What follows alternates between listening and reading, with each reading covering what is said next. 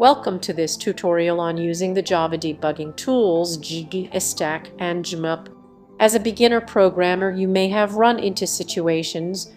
In such scenarios, it's essential to have a good grasp of Java's debugging tools that allow you to identify and correct the defects in your code.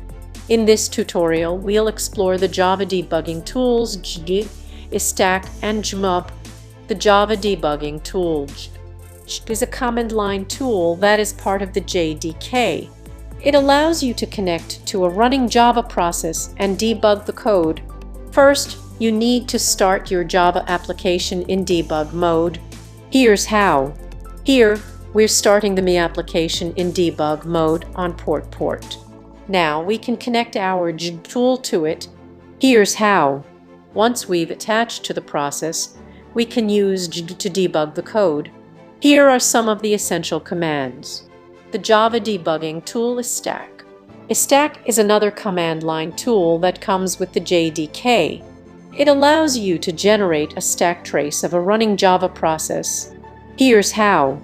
This command will produce a stack trace of the process with the processed and write the output to the stack out file. By analyzing this stack trace, you can identify the current state of your running application. The Java debugging tool jmap. Jmap is a command line tool that is part of the JDK.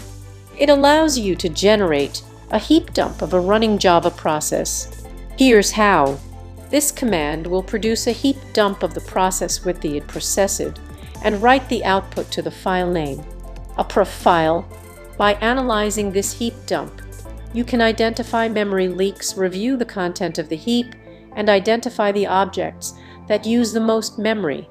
That's it. We've covered the basics of how to use Java debugging tools jstack and jmap.